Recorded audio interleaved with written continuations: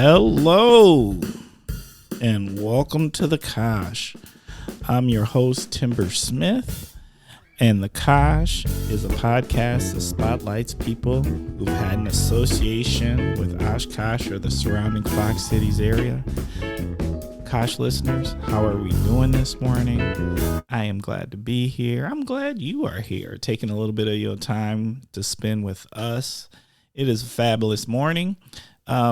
But you know what? I normally give my environmental update at the beginning of it, but I'm not. I'm not going to give it because I'm going to save it for my what in the world is going on with, because it's appropriate for this day. So I normally, you know how I do. I normally would, but we're going to hold back. So instead, what I'm going to do is to tell you why. Why do we have this amazing guest again? I don't know why we get all these amazing guests, because I get amazing guests. That people are nice enough. They give us time. They want to talk to the Kosh listeners. Actually, it's not about me at all. It's all about you. People want to share.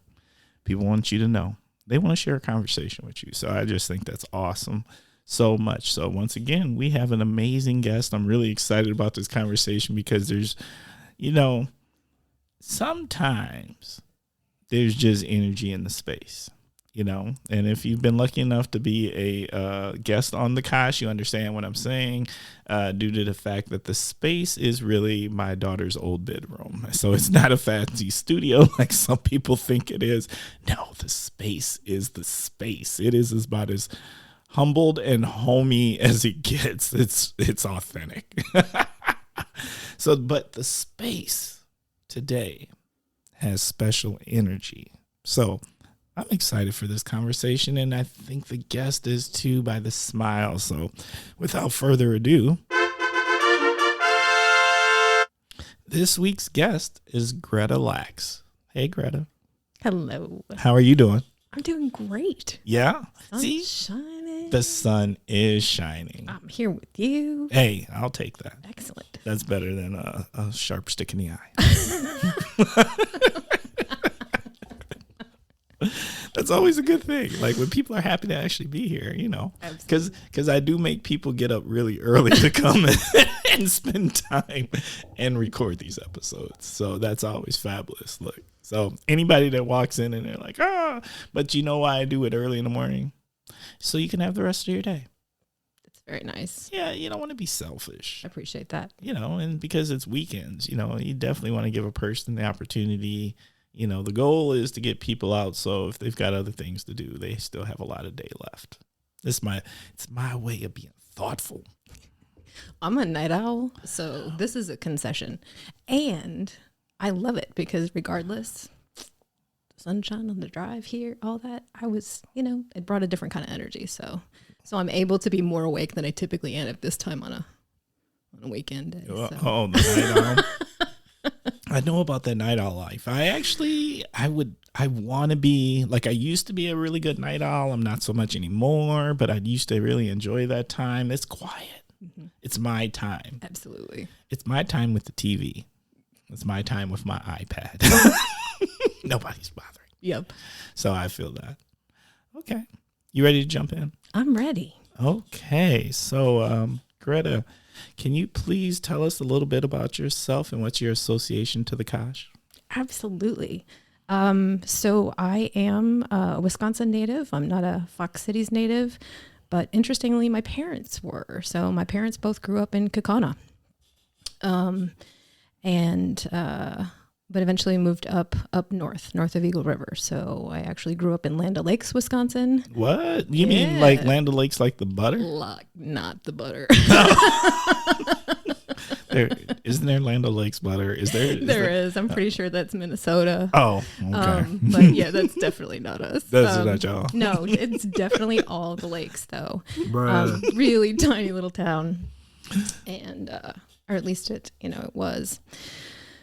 So that's where I grew up, going to school in Eagle River. So shout out to Eagle River as well. More people know that because it's vacation land up there.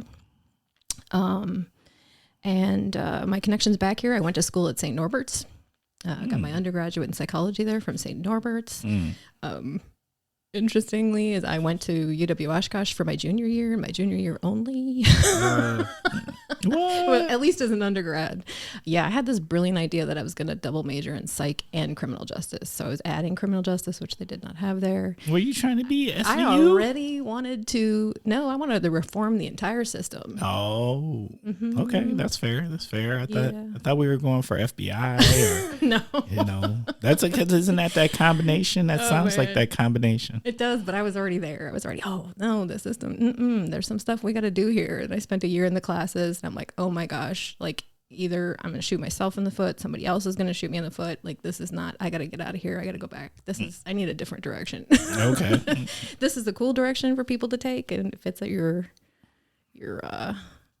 was not for me. Not for you. It was not for me. What was the thing? What changed your path? What was that thing? I couldn't connect.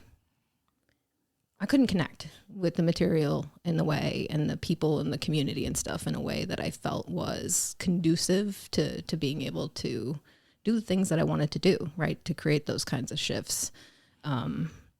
Did you feel like you ran into the wall of bureaucracy? Is that what that was? Like you realized that the system was, just can't change the system. I was too young. Like it was too new at that point. But okay. I do think it was more of just, I went into psychology because I'm interested in people. I'm interested in human behavior. And I'm not sure. I mean, there were a lot of different aspects of it. So part of it was community. Part of it was just not feeling like connected and like it was a place that I fit at the time. And sometimes the good things we learn are the paths we don't want to take. Right. Ooh, facts. Right. Working with students for a really long time, that's always a win for me. If they find a path and they say, nope, that one's not for me. Right. That's not a loss. That's really important information.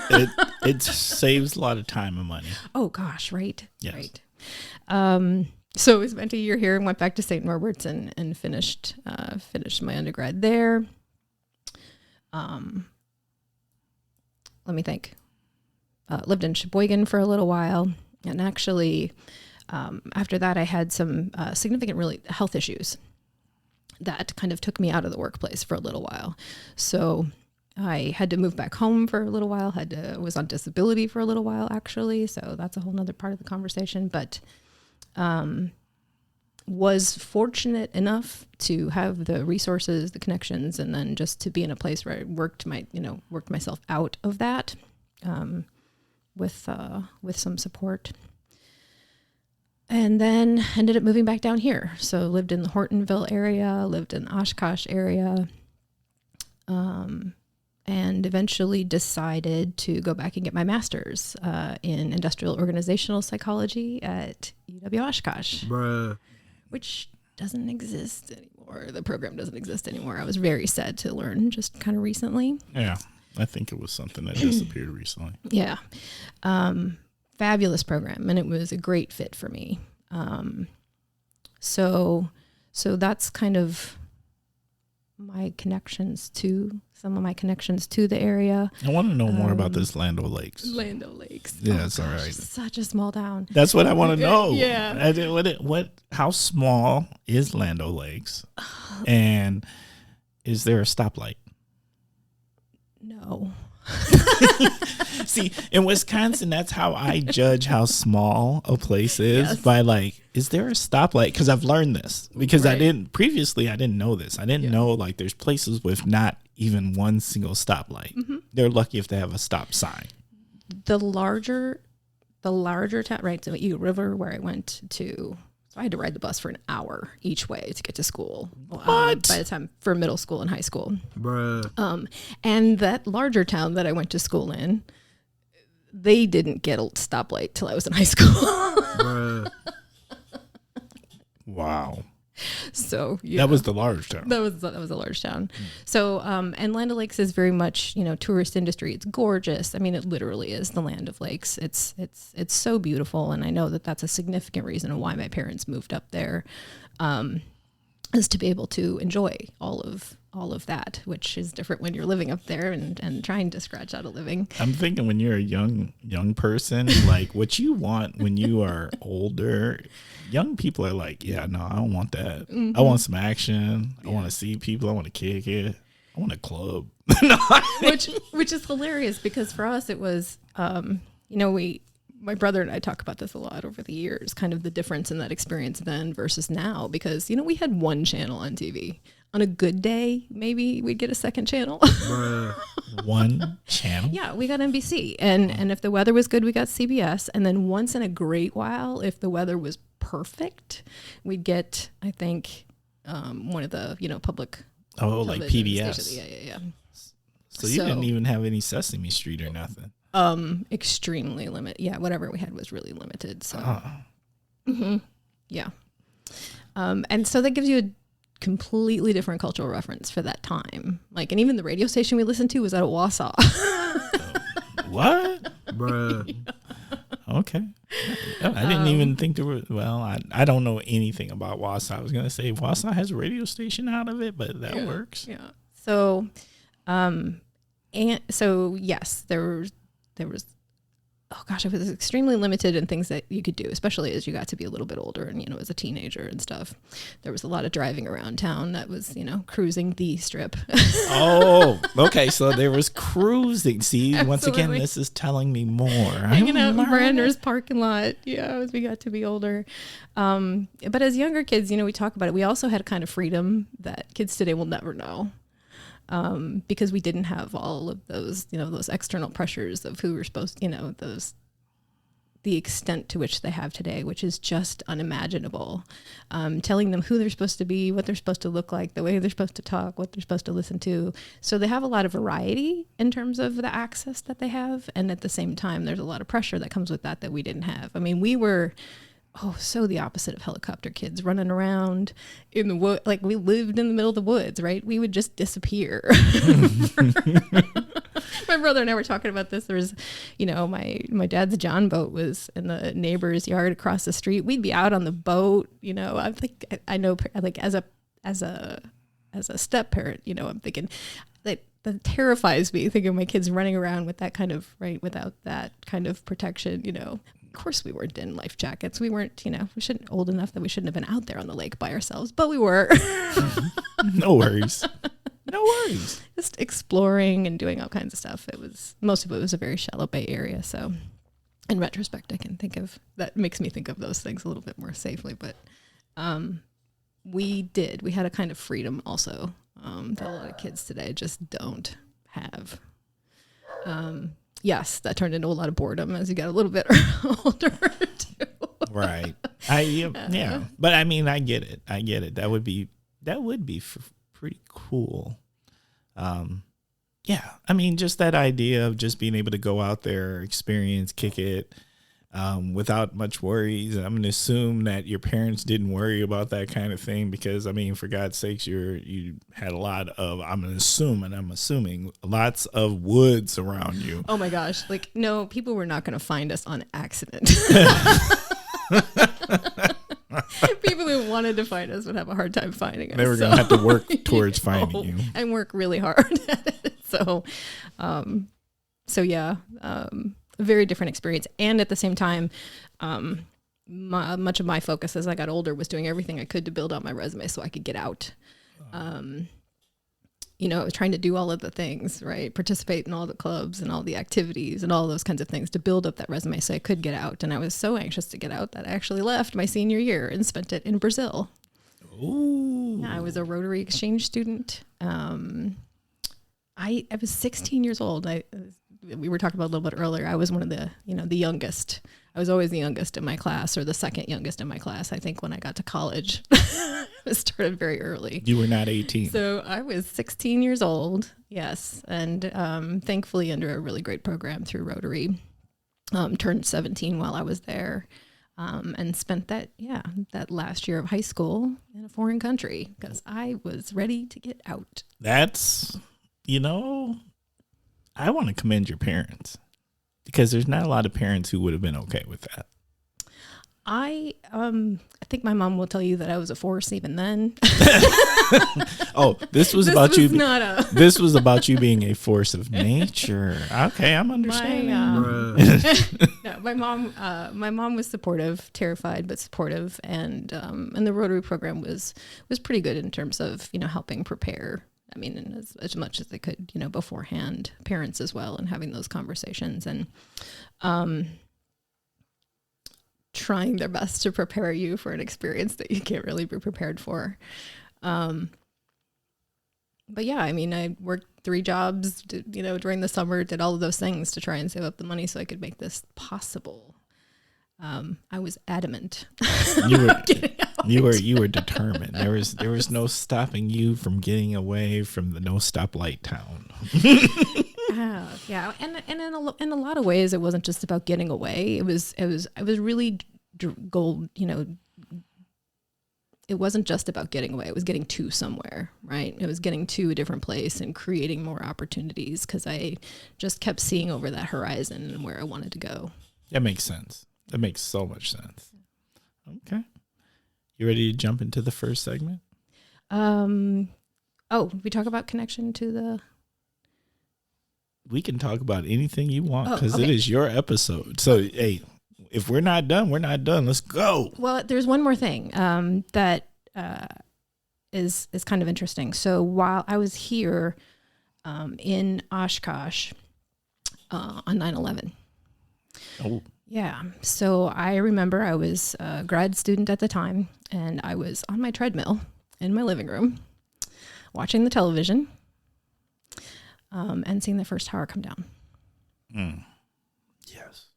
So when we talk about flashbulb memories and those things that really, sit in your brain. Facts. And I remember going to class a little bit later that day, and I was like, "You guys, are you aware that this happened?" And everybody's like, "Oh yeah," kind of like, I'm like, "No, really? Do you know what is happening here?" And I was so shaken by it, and not just shaken, but also, I think too, my urge to do something about it kicked in. Right. So I organized a citywide vigil that happened on September 18th. So a week later, right. I didn't have connections in the city, right? I was a student at the time. So in retrospect, I'm honestly not even sure how this happened. I remember sitting in my friend Leslie's kitchen, and I just kind of started making phone calls, like going to the phone book and calling people and saying, "Hey, this is something we should really do." And everybody said yes. There was nobody that said no, right? Everybody said yes. So we ended up having between 500 and 600 people at Riverside Park, having representatives from the Fox Valley Islamic Society, from local synagogue, from First Congregational UCC, from the city, police, fire. We had fire trucks there. I think we borrowed the flag from Perkins. They have that ginormous. Oh, that's a ginormous flag at Perkins. So it's like the biggest flag. I'm pretty sure that was the flag that we were able to borrow. There's 2 in the region. I just started making phone calls and said, "Hey, we should do this," and everybody said yes. So it happened, and that I think was for me. About meeting a need that I had in terms of needing community to come together. And also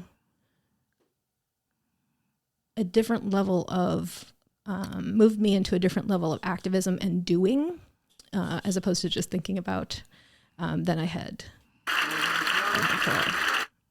I get that.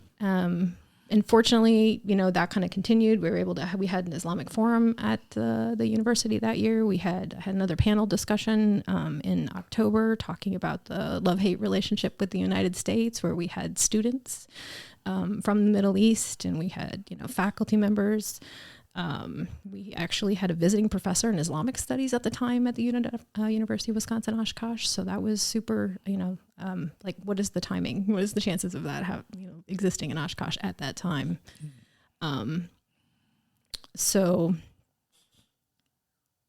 Yeah. So that was it was a huge transition point, like I said, for me, because I think I realized how sometimes it's just a matter of one person picking up the phone and making the phone calls and bringing in people that there's often, not always, but often there's a willingness and you just need that spark to get things started.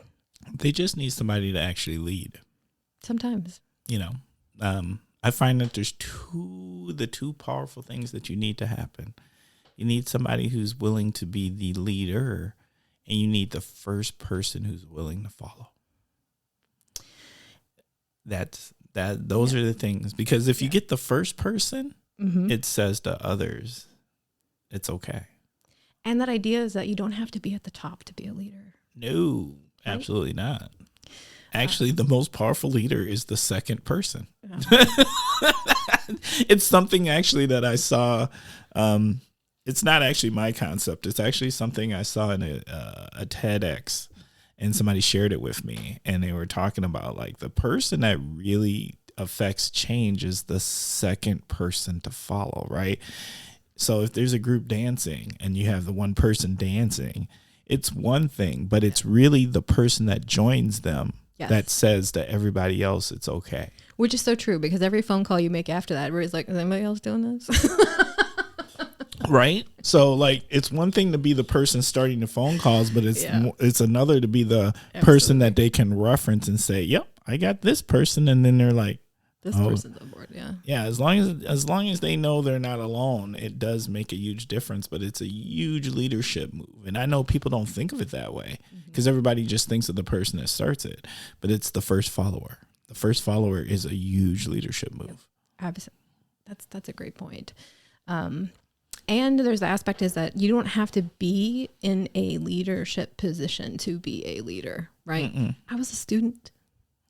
You know, I had been here for, a pretty short period of time. And to remind, right, that reminder is that you don't have to have a big title behind your name. You don't have to have any of those things to make things happen. I just went to some leadership training. So my whole thing is this. That's some old American leadership brainwashing stuff. Like, because we here in America have always made these leaders a certain type, and usually they're male and they're white and they're old, and that's what and if they're not old, they're middle-aged, and it's when you say the word leadership, and I challenge you, listeners, when you say the word leadership, who are the first names you think of? Is it people like Warren Buffett or the president or any of those kinds of things? Like, that's not the only kind of leadership. That's a type of leadership, but we see leadership every day, all sorts of leadership, in excellence. You see leadership at a cash register at a grocery store, where somebody is that cashier clearing the line faster than anybody else with a smile while nobody talks to them or smiles at them or says anything positive to them, and they keep it moving and keep things moving. That's leadership. Do we celebrate that? Do we tell them? Not enough. Absolutely not enough. So you're right. Leadership just comes in all shapes, sizes, forms. And I think too, it was a huge instigator for me, for what I do today, kind of that path of really a huge piece that we don't spend enough time on is understanding the differences between us, acknowledging the differences between us, seeing value in the difference between us, and making that effort to learn. So I think that was a kind of a relatively early attempt that kind of led me down the road that I've taken along the way. It definitely hasn't been a straight path.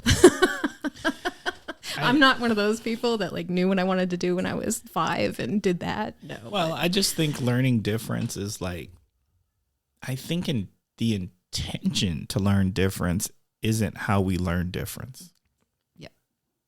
We learn difference when we're put in an environment and we get to see the difference and compare it to our frame of reference. And then we go, oh, well, that really isn't that different. That's how I see it. Like when you either let somebody in your silo or you take down your silo and you go in and you expand your silo, and then you just get to see at the end of the day the humanity of all of us. When you humanize all of us, that difference really isn't that different. That is a really important thing that we don't often learn until we connect with other people who have those differences for us. And at the same time, a lot of the work that I do today as a diversity, equity, and inclusion coach and consultant, my passion is really on the piece of helping people develop some of those basic skills, some of that basic knowledge that's going to help them learn that as a process. And some of it really does require intention, because otherwise we stick with what's comfortable. We have a tendency as human beings to focus on just the similarities between us and get by that way, because it's efficient, for one thing.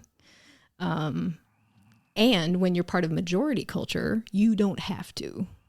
Facts. Bruh. So that level of comfort that in a way limits us so significantly. So,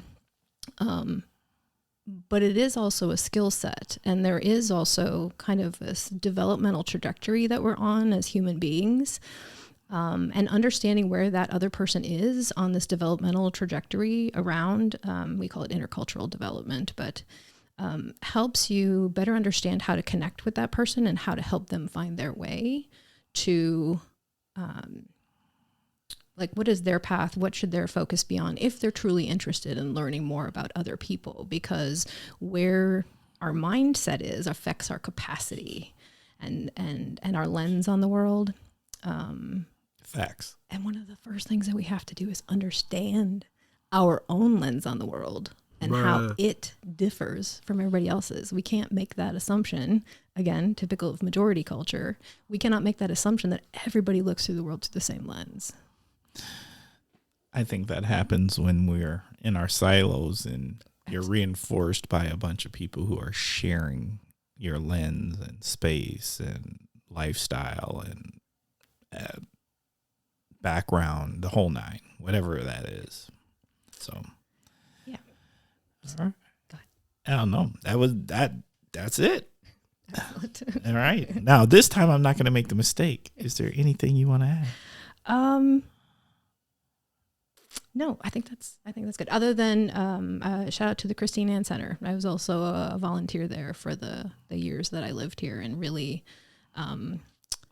loved working there. The folks there, and really grew a lot in as an individual through a lot of the work that I was able and enabled to do there. They're a great organization. Yeah. Just period. So, Christine Ann Center, if there's anybody out there who's listening, I would love to have a representative come on the Kosh, and let's have that conversation, because I do think, even though in Oshkosh, I think it's a really well-known organization, I think more people would like to know, and that's what we're here to do. So, all right. Ready for first segment? Yes.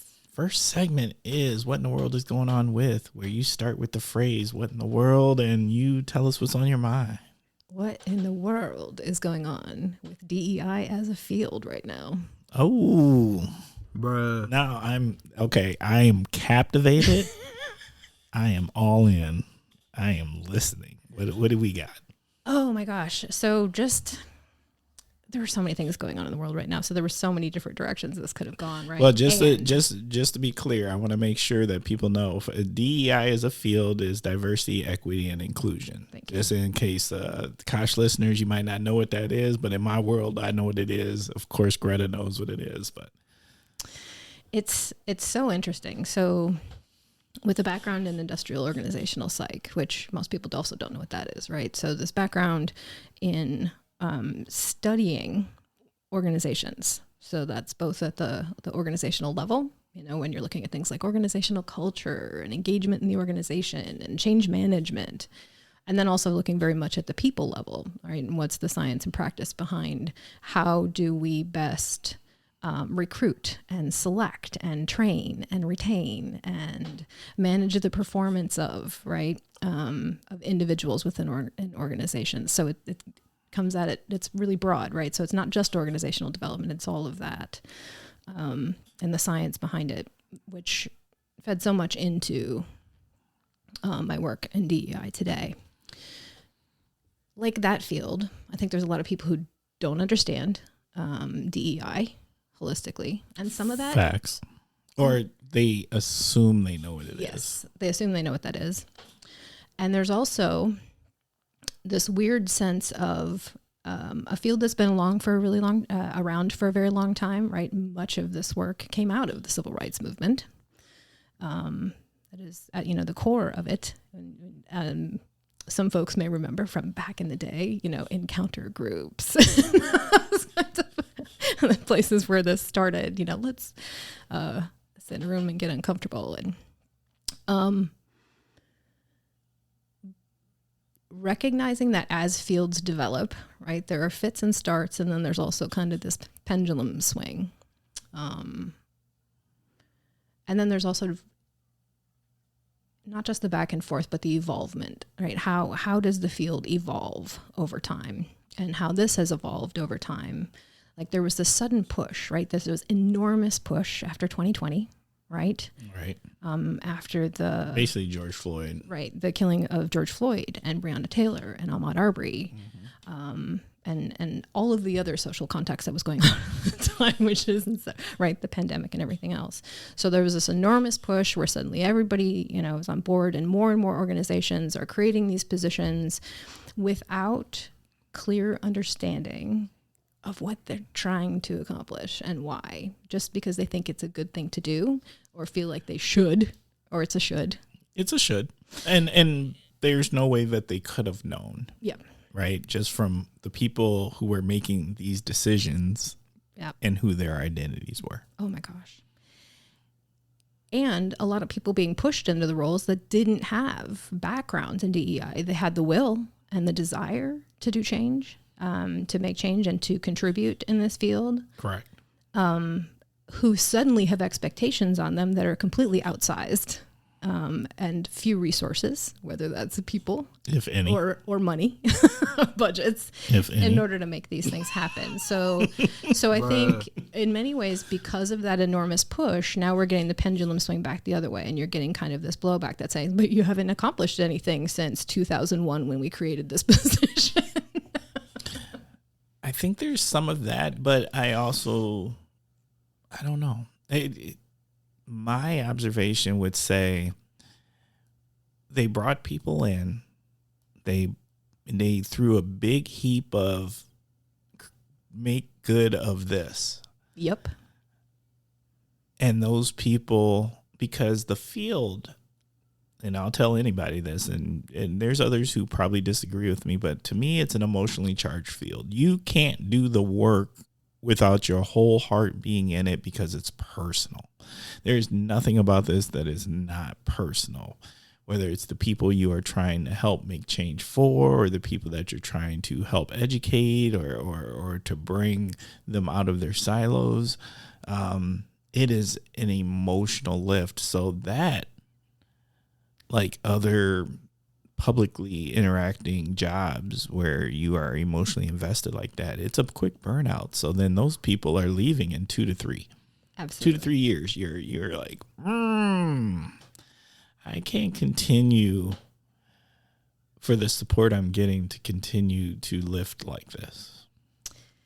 And I think you're right. And I think we're at this place where there's this intersection of so many different factors that came together. One of them is like the long view of the field, right? So where we started off, where we've tried to come over time as more and more people paid attention and started collecting data specific to what DEI looks like in the workplace. What we moved from trying to change people to trying to change systems, right? And focus on the systems. And somewhere, again, that was a pendulum swing where we went from one to the other, and it's like, no, we need both. We need to focus on like I also teach social workers. So you've also got the, the micro, the meso, and the macro levels, or the individual, the organization, and the societal and systems levels, right? Where you have to teach all of them. So we kind of went so far in the systems direction. They said, oh, we can't change hearts and minds. And it's like, well, you can't change systems and keep them in that place unless you also have the people that are going to maintain them, right? So there's that pendulum swing that we've hit in the face of. So some of it's the progression and the advancement of the field itself. Some of it's, a huge push, and then there's going to be a drawback. So there's also that swing. There's exactly what you were talking about in terms of enormous burnout from people who go into this because they're hugely passionate about the work and then don't get the resources and support they need to do the work. And then a just general misunderstanding of what DEI is and having to fight that all the time. Oh, yeah. I tell people all the time, I'm lucky enough to be in a position where the positions was formulated for years, decades. So I don't have to explain my job. There's not a lot of people who ask me that, where I've got to explain what does that mean, because I'm the eighth. I'm not the first, which most other municipalities or counties and stuff are on their first. Maybe their second. And so there's a bunch of explaining about what does that mean? What does it do? How does it help? And all of that. And that's exhausting when you're constantly having to do that. Absolutely. Instead of just being able to be and to go do the work. That's huge. And add on top of that, they're this focus in the media on, should this exist? Does this work? Because as we try new things, right, we learn through trial and error, just like everybody else does. And these, here are some of the things that aren't working. Here's what is working. And kind of because of where we are socially, the focus has been on this is what's not working, as opposed to this is a normal, natural learning cycle for every field. Oh, yeah. We have to do that. We have to learn what does work, what doesn't work, and then use that information to move forward. You don't quit. You don't stop doing it because the goals, still exist if they've been formulated. If you took the time at the beginning to truly focus on what that means for your organization and how it ties to your mission and your values and your goals, which again is a step that a lot of people skipped over. Well, that, and I think you have to explain it in such a way that everyone at the table, those that may not even believe in it, understand why it's good for the organization and why it's even important for them. And there's a way to do that. Oh, absolutely. How to bring them in and not leave them out. It's critical. Oh, it's absolutely part of the fundamental part. And also I'm a person who believes whenever we create all of this new vernacular and new definitions and new terminology, you're asking a lot of people to learn it. So I use the term often of culture. Mm-hmm. Because what we're really doing is and companies do this all the time. Organizations do this all the time, where they realize we have a toxic culture, so we've got to change our culture. We've got to fix our culture. We've got to do this. Our culture has to catch up with the times. Companies talk culture all the time. This to me is not any different than saying we need to work on our culture to be more inclusive and to help people feel like they belong. Absolutely. And it's just one more lens through which we need to look at all of the policies and practices and systems within the organization, right? It is just one more lens that needs to be applied throughout the organization. It's not this separate thing over here that is just about benefiting certain people. A certain population. Right. And it's not. This is about how do we build better organizations that are more equitable, that are more inclusive throughout. It's not just this one thing to benefit this one group. It is about, overall becoming a better organization. Well, that's where it becomes toxic. Yeah.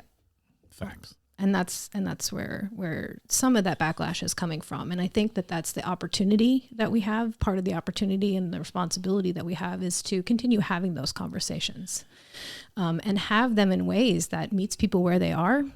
Like, there are some people who are not ready to have this conversation still, and that they're not going to be.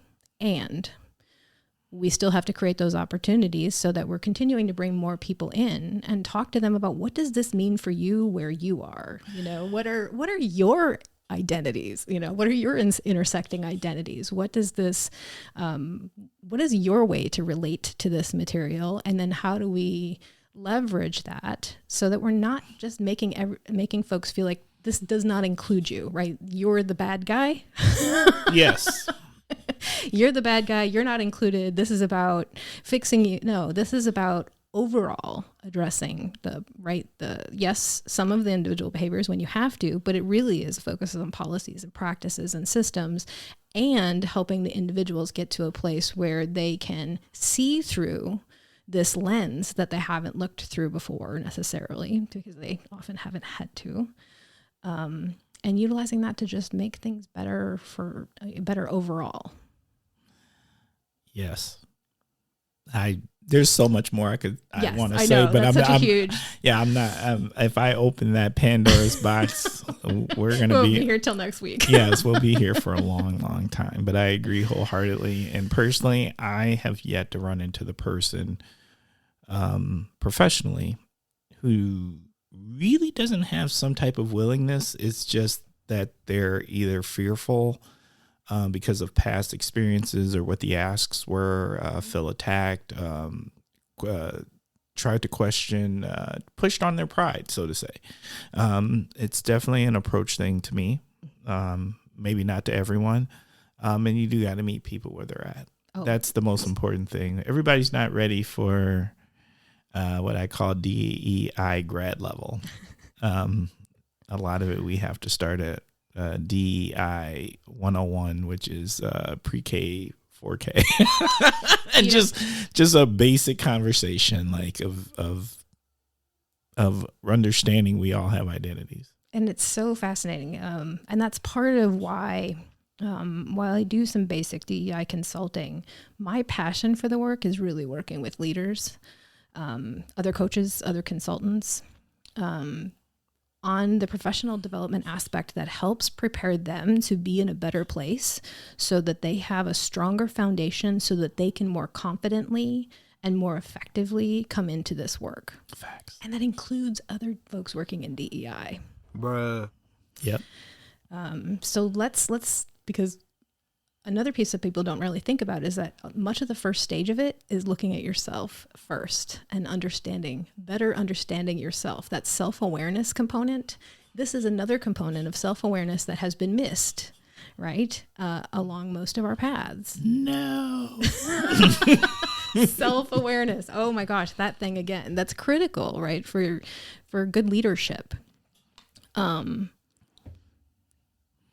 That's kind of backwards from what people expect when I tell them that we're going to work on intercultural development, right? So you said we're using the word culture, and that's actually kind of the basis of where we start and where we come from, is holding up that mirror and saying, okay, let's talk about this. And it's not about labels. It's about understanding where you are, what your lens on the world is, what's your capacity, what are your strengths, what are some of your challenges, and then let's set some goals that are relevant to you.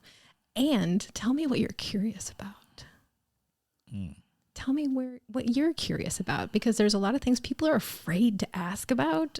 Yes. Tell me where your curiosity is, and then let's leverage that, and try to find a developmental pathway that's going to help you develop some of the skills that you need, based around your curiosities, your goals, and where you want to go next, and where you want your organization to go next. I agree wholeheartedly, except for what I do personally is figure out where those curiosities are, and then figure out how do I provide a safe space for you to seek those. Absolutely. How to question, get answers, to be as unknowing and as ignorant as you can be safely without having your humanity, your pride attacked. Yeah. So whether that's individual coaching or a space that as a group you can work through some of that. Correct. and developing that toolkit. So the next time that thing comes up, you know where to start, right? You feel that when you get that feeling in the pit of your stomach and you're like, ooh, what's this? Where's this coming from? Yep. That I'm leaving you with the tools so that when that happens, you can work through that. Yep. Okay. We went hard on that. All right. Can't help it. No. Look, I'm not trying to badmouth that. Bruh. I'm just saying, Absolutely. So, my what in the world is going on with, and I'm going to keep it simple and short. What in the world is going on with us getting 14, 15 inches of snow? Why? I don't understand. Why? How does that even happen? We had no snow up until about 5 a.m. All of a sudden, Snowpocalypse 2023 wants to happen. I don't get it. And then get like 20 some inches, seriously, it was like, I saw pictures. I do think in Oshkosh here, we got no less than, I want to say 10 inches, right?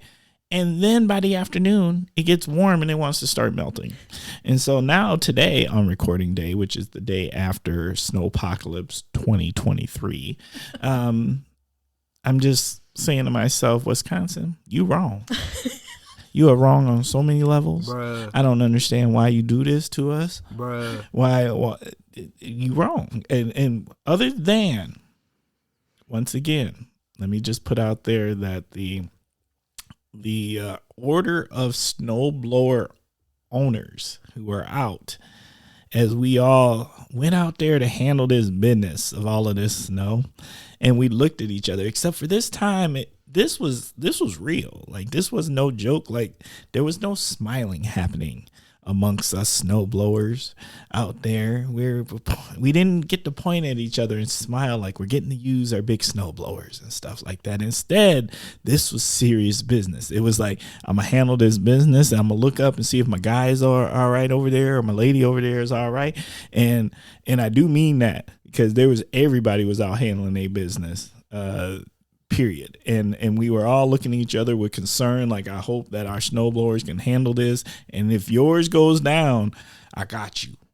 Bruh. And that is what was happening. So Wisconsin, you wrong for this. I'm going to forgive you because I love you, but you still wrong. Tell me I'm wrong. You're not. And poor Carl. So you've met Carl. So Carl's my partner of 13 years. I don't know. I know I'm supposed to know all these things. He's listening. He's like, because he's going in his mind. He's like, how long has it been? He's got the same. Just got back from Germany. He was in Germany for work, so he came back just in time for a snowpocalypse. He's like, now I gotta go out and shovel. Are you kidding me? Facts. Because we have not yet invested in a snowblower since moving back. Oh no, that's not a choice. That's an understanding. That's like buying groceries. Like, if you're going to live here long term and you are in charge of it. See, me and my wife have already talked about it, that somewhere in the near future, as we get older, we must move somewhere where we are no longer responsible for facing things like snowpocalypse. We don't want those problems. Those are problems we don't want. Bruh. Facts. And I'm just saying. This is... So thankfully, having just moved back, I don't remember if I talked about that or not, but so after Oshkosh, I moved to Akron, Ohio, where I continued my education. I spent the last 20 years there. So very similar, except they get a lot of lake effect there. And our first winter back, so Carl is new to Wisconsin. So our first winter back was very easy. Last year was, it was very easy. Yeah, that was for Wisconsin. Yeah, that's an easy for winter. Wisconsin. So he's had enough of it now, and he's ready to do whatever we need to do to be able to hire somebody else to take care of this. He's like, don't we have kids in the neighborhood who come around and shovel or something? Carl, I'm going to answer that for you. I've had the same request, and no, those kids do not do that anymore. We do not have hustling children like that anymore. Those children prefer Xbox or PlayStation over hustling for a couple of bucks to shovel snow and cut grass. I've been looking for that teenager for years now, and I think I'm not gonna lie, like they're kind of extinct. It is. It's so different. It's so different now, and some of that's on us as the parents. I'm just old. Absolutely. I'm just gonna old. I'm old. We would occasionally have kids come by in the neighborhood, at least when we were in Akron, that would come by and, hey, can we shovel for you? And they'd come back maybe twice though, like, cause they had something that they had a goal, a short-term goal in mind. Cause they were looking to save to buy that Xbox or that game or facts. And then they were done. That's right. I'm a hustle for this weekend and then I'm out. Yeah. So he's about done with that as well. Look, I'm with Carl. Okay. We've gone hard. We're just beginning. We haven't even jumped in. All right. So first segment is, actually we did first segment. Yep. So second segment is word association. This is where I say a word and you tell me what comes to your mind. So the first word, the unifying word, the all happiness word. I'm going to call it a happiness word because I do believe that is it. We're going to start with the word food. Oh my gosh. We love trying new things. We love variety. We love trying all of the new things. So that's been one of our ways of working our way back into the Fox cities is through restaurants in the area. Oh yeah, and there's many good ones. What's the newest thing you've tried that you thought was fabulous? The newest thing we tried we thought was fabulous. No,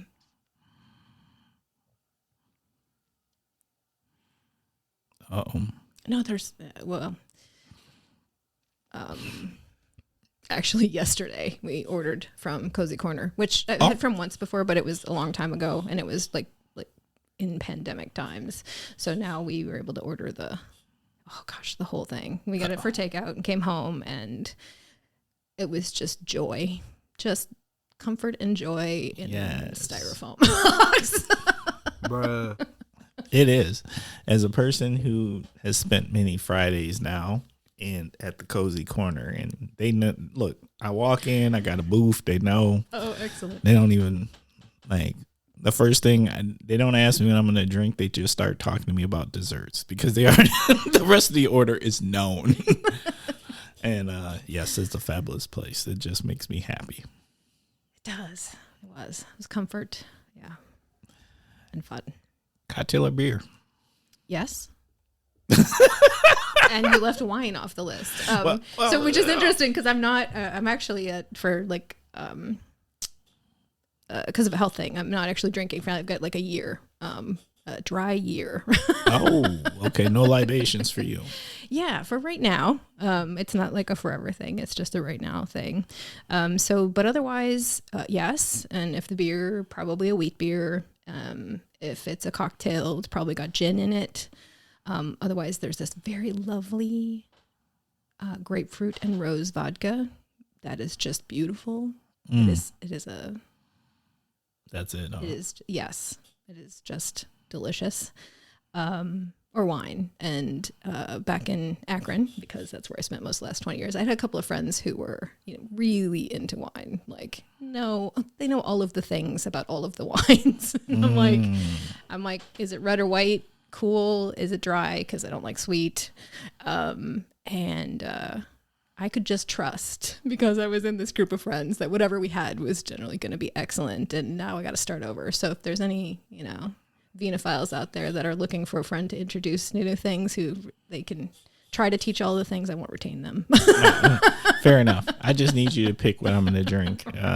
Yes, that works. I'm going to be honest with you. Wine, and my daughter will tell you this, wine is fruit juice. So, and that is exactly how I refer to it as, and it is nothing more than fruit juice to me. So just give me some really good fruit juice. Under the premise of wine, and I will just basically pour a really big plastic cup of it because it's fruit juice, and that is just how I treat it. I have no shame. There's no sophistication to me about it. It's fruit juice. Oh, no worries. Hey. And I didn't have to have that sophistication, like I said, because I just hung out with them and they picked the good stuff. So I didn't have to. Yeah. I feel like I'm the guy who would probably pull out one of those old school plastic Tupperware cups like Uncle Si from Duck Dynasty and say, pour my fruit juice in here, and I would get it in. I don't care if it's like $1,000 bottle of fruit juice. It's just fruit juice. Yes, I know there's people shaking their head at me right now and just saying, Timber, you are a hot mess. And some days, yes, I am a hot mess. That is just how we do. Okay. Next word, concert. My very first concert was actually Take Six. Do you remember Take Six? Oh, yeah. They were like soulful. Acapella. Yeah. Actually, why do I feel like they might be coming to Oshkosh? What? They might be coming to Oshkosh for Jazz Fest. Don't quote me, but that might be true. Oh, now I'm looking this up. I'm gonna have to look this up, and don't beat me up if I'm totally off base, but I feel like there might be some truth in there. I was choir nerd in high school was one of the many things that I was doing. So it was actually our choir director that introduced me to Take Six. And I want to say who opened? Al Green. Reverend Al Green. What? Opened for Take Six back in the day.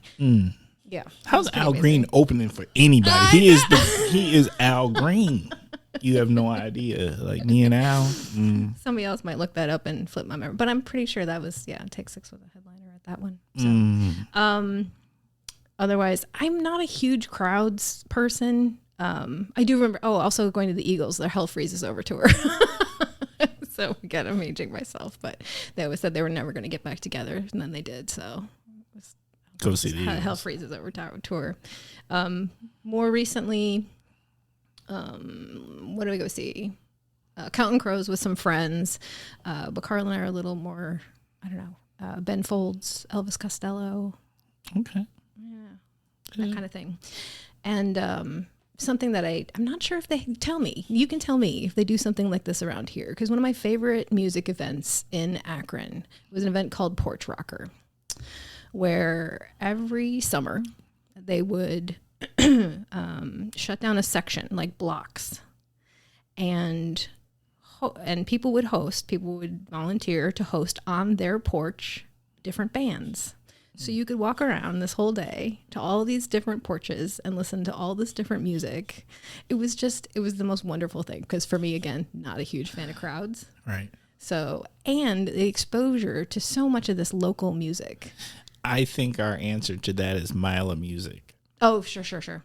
Okay. Yes, not on people's porches. Yeah, this was a little bit more chill than Milo Music. It wasn't quite that. It was a little bit more relaxed. Atmosphere. Milo Music is amazing. Yeah. I think even some summers back visiting, I've been able to go with friends here. Okay. Yeah. Shop local. Yes, and. Bruh. So I wholeheartedly believe in supporting, local businesses. And as someone with accessibility needs, I also rely on those services that can bring that stuff to my door. Hey, look, there is no bad. I'm not going to knock that. I do not like supporting those giants. So there's a little bit of guilt associated for me, as you can tell. And I also rely on the convenience and the ability to have groceries delivered to my door, or to have whatever delivered to my door. And some of that actually, more of the local places, actually that's one of the silver linings that came out of the pandemic. Right. Is folks had to find a way to do that. Right. So I'm hoping a lot of that doesn't go away, because that actually enables me to do more of that. I actually think that's a really good thing, just to take a moment to address and just say, like, there's a lot of people who would love to do more shop local, but maybe their situation does not allow for that. And, hopefully, but it comes with a cost. So I'm not trying to add cost to our small businesses who are out here trying to make things happen, but it is one of those things like maybe it isn't, maybe whatever their services or their product is that they offer is not that far-fetched to find a way.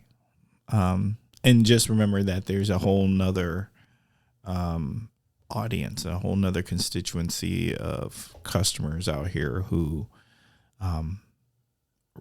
may need this not for convenience purposes. And there is still the fun of going into little local shops. And I remember that was one of the first times I met someone for coffee in the Neenah area when we first moved back, and discovering the fabulous little shops, Yes. around Law's coffee shop there. And like we get in, I'm like, oh, this is, and kind of the joy of being able to find those little spots. That's fun. Coffee and tea spots are my favorite shop local right now. Oh yeah. They just do a good job. Yeah. An excellent job. Okay. Diversity. It's a gift. I think, it's an opportunity to recognize and value all of us and our varied identities. And I think it's enriching, and it is a gift. I just want to say that to me, it's bigger than a gift, because I just think it is. Like, we need to recognize that it's present. It's all around. We all are part of some type of diversity, whatever that is, whatever that identity is. And it, to me, is just more of it is. To recognize as a gift. That's, I guess, more where I was coming from. The capacity to recognize and value that diversity, that is a gift to the person who has to have the capacity to do so. Yes. Community.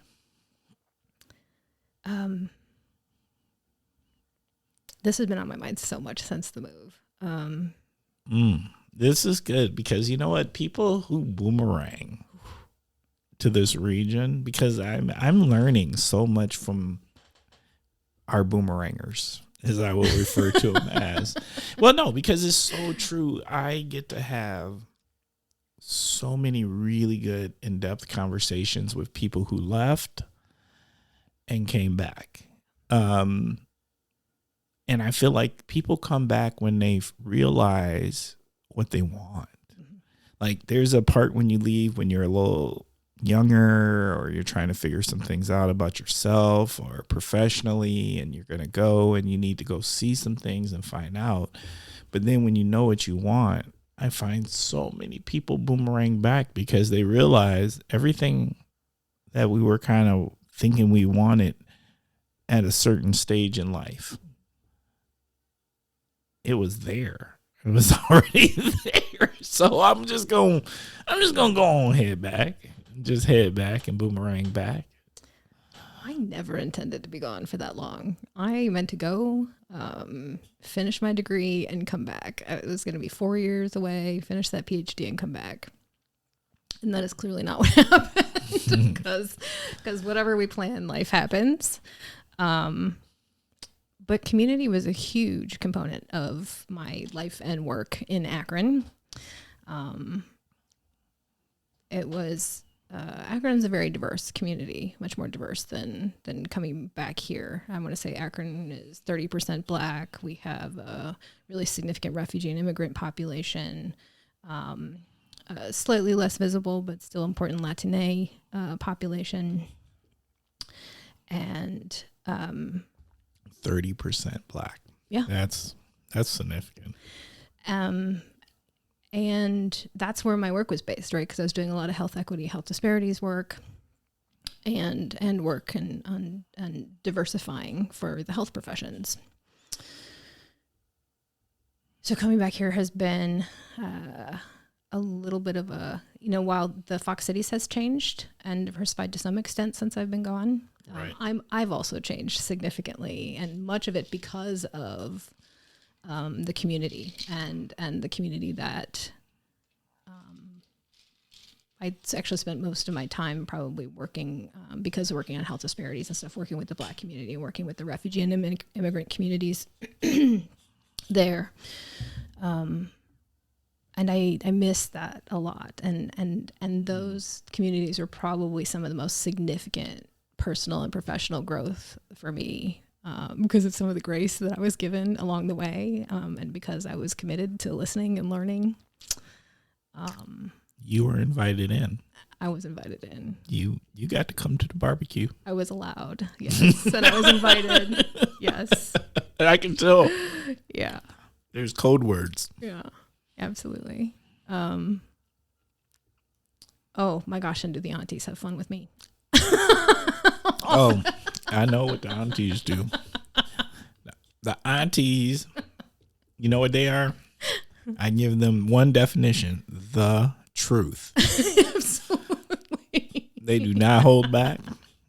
They ain't gonna be shy about nothing. They gonna tell you authentically the truth. But they are the greatest gauge of goodness in people that there is. If the auntie say is good, it's good. Trust the auntie. Absolutely. Mm. So I'm working on that. I'm trying to work hard on kind of redeveloping some of that here. So I'm thankful for you. You've been one of the folks that I've been able to sit down with and kind of talk about inroads and where to make some of those connections and finding people to connect with here. Because it was such a huge part of my life there. And now I work from home. I don't know if that's good or bad. I think it's both. It is both. It is absolutely both. There's some great things about it. And it's harder, and we have to work harder. And some of it is just moving back at this age too.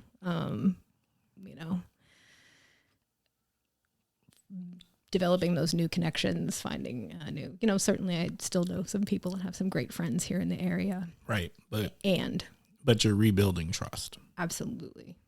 Absolutely. And that takes time.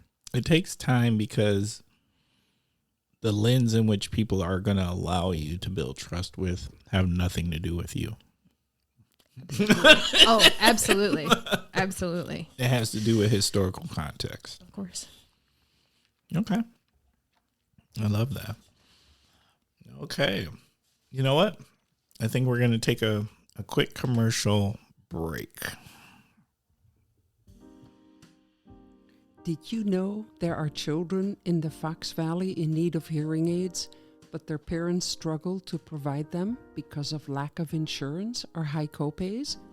I am Juliet Sturkins, audiologist and board member of Here in the Fox Cities, and proud that this small local nonprofit organization has helped fund hearing aids for some 30 kids. Your donation would help more children hear. Visit hereinthefoxcities.org to learn more and to see their smiles. Every child deserves to hear.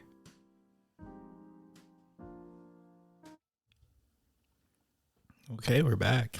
And we're going to move into the next segment. And the next segment is Kosh Hidden Gems. Kosh Hidden Gems is your opportunity to share something that you have found in a community that you think is a gem, whether it is, it could be the thing itself, or maybe it's something about the thing that everybody doesn't know about. So, what's your hidden gem? Actually, this is really tough for me because I haven't spent much time in Oshkosh since I've been back. Okay. Do we have a Fox Cities hidden gem? I don't know if they're hidden. I probably haven't found them yet. You are really fresh in this boomerang stage. I really am. And especially because we came back, towards the end of the pandemic and stuff. So that really would change the boomerang, like coming back, and then there's a bunch of stuff shut down.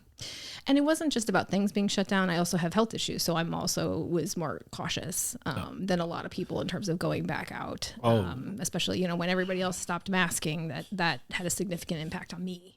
Bruh. Facts. No, I get that. I know others with those health issues. And to be perfectly honest, I might be one of them. Yeah. Where you do have to just be a little more cautious than others because of prior health issues. So let me think. But I do say, because I've been listening to your podcast, there is a place I cannot wait to try out. I'm super excited to try out. I think it's Mara's, the Brazilian. Oh, yeah. I am dying. So that's like on our list for this week. Yeah. This week? This week. Okay. I haven't gone yet. Okay. Now, I've had multiple guests refer to Mara's, and it's on I need to get it done. I have a month. I need to get it done by the end of May. I need to go to Mara's. And Mara's is up the street. Like, it's probably about 3 blocks from here. So I'm waiting to see if she has like one of my favorites, the pão de queijo. It's the cheese bread. Little. I'm crossing my fingers and my toes that's one of the things. Here's what I'm going to do. Actually, I'm going to say, I wonder if they're open on Sundays. Oh, I don't know. If they're open today, I'm going to go. Excellent. That's what I'm going to do. I'm just going to go ahead. You done brought it up. All right. Now we got to make that happen. All right. That's a fair. Jim, is there anything, well, you mentioned the Cozzy Corner. Is there anything that you've attended that you thought was just really cool since you've been back? Juneteenth. Oh, actually, I think our Juneteenth in Appleton is a hidden gem. It is.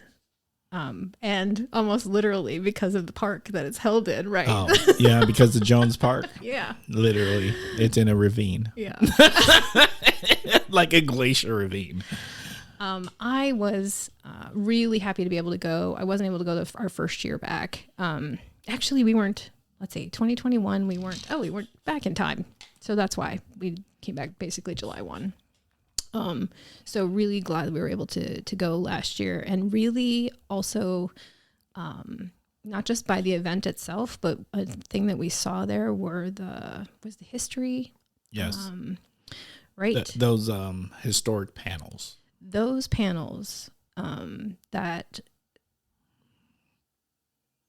was the History Museum, and I'm not sure who was all involved in that. You probably know better than I do. I can't think of the names of those it. panels. Yes. That was an immense amount of work that somebody put into making sure that all of that information was there. And it's fabulous information. And if you have not had a chance to see that, really great information about the history of race here in the Fox Cities. Let me just, first of all, let's give a big fat shout out to African Heritage Inc., particularly to Dr. Bola and Dr. Robbins. They go hard. But as far as that, those history panels, like those things are amazing. I don't know if you knew this, and I actually didn't know this until a conversation with them last year sometime, that Juneteenth Day celebration has been nationally ranked in the top 10 in the nation. So to think that there's a Juneteenth Day celebration in the Fox Cities region that was nationally ranked or is nationally ranked as one of the best in the nation is insane. Who are we? It is. That's amazing. Bruh. Facts. So, and I need to meet Dr. Bola. That's on my list. She what I'm going to say is she's not hard to find because she's highly active in the community. Yeah. So, that's nothing but a thing. A connection I'm looking forward to making. All right. Maybe we can help with that. We might be able to help with that. What's the Kosh need?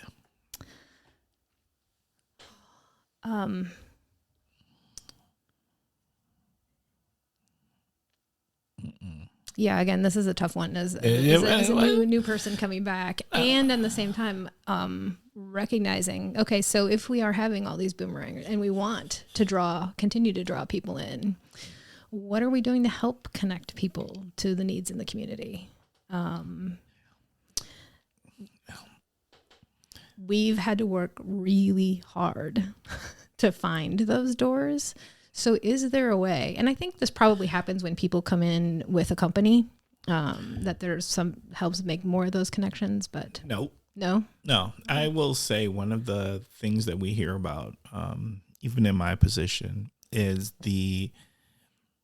there's this thing where the people who are from here have their circles, have their connections, have their group of individuals, whether personally or professionally, that they connect with. And when you are an outsider coming in, it is really hard to find your way into these groups, whatever those groups are. It's all sorts of things, right? I'm not being specific because it's not specific. I hear this from all sorts of different people, and that's tough because these are people who either moved to the region because they wanted to connect and saw there were the opportunity. There was lots of connection points because let's be honest, this is a very involved region. This region does community service and volunteerism at a high level. So I just think what you're talking about is that's not just you. That is a lot of boomerangers. And it takes them, from my conversations, 2 to 3 years to break through and find their village of involvement into the community, whatever that looks like. Which absolutely makes sense. And part of that is just moving to a new area. And it makes me wonder, like, how could we do better in terms of welcoming people in? Well, and helping make sure that they stay.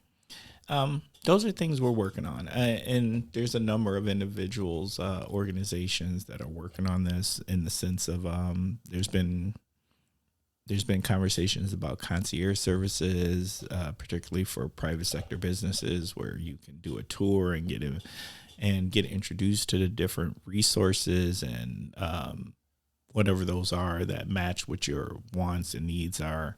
And then there's invitations out there from, let's say, our nonprofits, our volunteer groups to get involved. But those invitations are not intentional often. So they're broad and they're made to the public. But if you're the public and you don't know where to look to find the invitation, then you're not really invited. So how do we invite you? That's how I see it. Like that's where the breakdown happens. How do we find you as the new person in the community, and how do we invite you? And how, even for those organizations that you do connect with, so there's, which I think is a whole interesting thing about the area, is there's a lot of chambers of commerce in the area. There's not like one for each city. There are multiple chambers.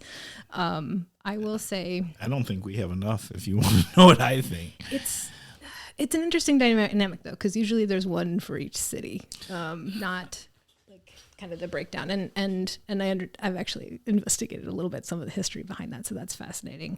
But I will tell you, I went to one of the chamber events. It was my very first time, and walked in. There was a little star on my name tag that said, "You're a new person." And as I was walking in the door, so this is kind of about the process of how we welcome people in, right? Right. So, hey, I'm new here. Where do I start? Is there... They pointed to the food table, they pointed to the drink table and said, go for it. That was it. There was no conversation. There was no welcome. There was no... Now, thankfully, I'm persistent. I didn't get that from you during this conversation. I don't know where this persistence would be. And there was a lovely human being whose name is Gretchen Parks, who welcomed me in and took me under her wing and helped make some of those initial introductions and helped make that transition. And I can say that because she's involved in multiple chambers, so it doesn't point the finger anywhere. And that should be part of the process of how we welcome people in, is when we know that there are new folks there. What are you doing to help? At that event, in that moment, at that whatever. Yeah, because it's not easy. I think where the breakdown happens is not that we're not enough Midwest nice. It's that we're talking within our circles. And it's hard as a newcomer to break in on someone's conversation where you can feel that where whoever you're talking to, it's all familiar, right? These are people that know each other, and maybe they don't even know each other well, but there's enough familiarity.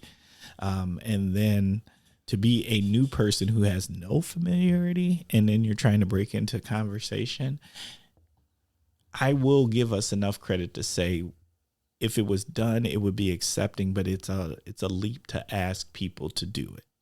Well, and what's interesting is that you see that as a newcomer back to the community, but that's also how we remain in our silos in communities. Facts.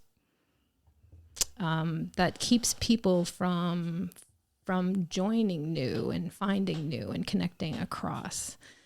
So you see it as a different lens as a newcomer, but again, that is also how, we talk about, how come people are so separate, or how come this group and this group are segregated? Well, that's part of the reason why. Yeah. Well, we talk to what's comfortable and familiar. Absolutely. Except for me. No, I'm kidding. I talk to what's comfortable and familiar, but I also, for whatever reason, people feel very comfortable and familiar with me, even when they don't know me. So they will walk up to me and be like, "You're Timber." And I said, "Yeah, yes, I am." And that happens. So, and I like the fact that maybe because I just have a weird name, that people feel okay just walking up to me and just having that conversation. And I try to serve as a connector when it does happen. Who are you? Tell me a little bit about yourself. What are you trying to accomplish? And then I go into a mode of trying to just connect them with those others who I know are excellent people, and just not making them have to work so hard on those introductions. And you absolutely have. So thank you for being one of those people. I try. I do try. Okay. This is becoming one of my favorite segments. Nice. We've done it now for several episodes, and there's something about it because I believe in the power of narrative. Yeah, and what made me realize that was going to when I go to conferences or when I go to trainings, there's only a couple of things I take away at the end, right? Because there's so much coming at you, and there's feelings and there's emotion, right? But the things that stick with me are a data point that's just so crazy that you can't let it go because you didn't see it coming, and narratives. When someone shares a story that is so powerful, or that you just connect with, whether you connect with it because it connects with you personally in your narrative, or because it's just such a powerful narrative that you can't let it go. It is story time. So it is time for your story of the week. Greta, what do we have? I think, there's so many different ways to go with this, but I think one of the things, because this is kind of a running theme, and right, how do you network across communities, how you connect people across, and how do you, and one of those things is as an individual who's interested in making those connections, how do we learn to sit with the discomfort that comes with being in that position? So this is a story in the sense of some of the lessons that I learned along the way, uncomfortable lessons I've learned. Have you learned some uncomfortable lessons? I have. I would not have guessed that. And some of that comes from, a lot of that comes from my working community. I said that's been, key. Very much key to my growth as a human being, growth as a professional who's interested and values DEI and the outcomes we're seeking. So I'll talk about one of the harder lessons that I learned working in community. Right. So first, it's just showing up. Right. Facts. I was in a position at the time, though, where also it's not that everybody was opening the doors for me, but I could at least get my toe in the door because of my position at the university. I was kind of a connector between the university and the community there. So I could at least get my toe in the door, right? I could at least find out when and where the meeting was happening. Hey, and you know what? That's not easy. It's not. People, it may not sound like a big deal to put the toe in the door, But that's actually, it's a lot harder than it sounds. Right. So I was in a position at least where I could find out, from those connections. Even if I couldn't get a solid invite, I'd get they're not going to turn you away, and here's when and where it's happening. They're going to let you in. Right. You don't have an invite, but they're not going to kick you out. Yeah, they're not going to kick me out. So there are a lot of things I learned along that path, along those. So because, again, as I talked about, I was working a lot with the Black community. I was working a lot with the refugee and immigrant communities. And there was opportunities along the way where there were co-leadership roles. So in one particular instance, right, there was a new committee. We were actually working on infant mortality in our community, which there's an enormous disparity in the United States in the infant mortality rates, especially between Black and white babies. And again, that's also where a lot of the data is, because of numbers and statistics. Like there are also significant differences with other communities. But for us, statistically, because of the smaller size of those populations, we couldn't tease those out and have them be statistically significant. But we know there's a huge difference. So that's one of the issues that we were working on anyway, where we know that there are 3 Black babies, dying for every 1 white baby in their first year of life. Infant and maternal mortality rates in the United States are disgusting. There are countries with far fewer resources who do so much better than us in this area. My question, and I know you paused because you saw me. Why? Yeah, why? Well, and that's always the question, right? Because how do you fix it if you don't know why? And there are lots of aspects to it, but one of the assumptions people make is that it's about income, and it's not. Okay. So because Black mothers with a college education have a greater likelihood of experiencing infant mortality than white mothers with a high school education or less. I have pause. So Why? So I again, have to ask more why. Yeah. And maybe we shouldn't go too far down this path, because I feel like this is a whole nother episode, but I couldn't help myself with the next why. Because of the reasons that cause health disparities, and some of that's interpersonal disparities that happen in how people are treated in healthcare. Oh, yes. Some of it is systemic disparities in how people are treated in healthcare. And some of it you're familiar with. I'm sure you're familiar with the weathering hypothesis, right?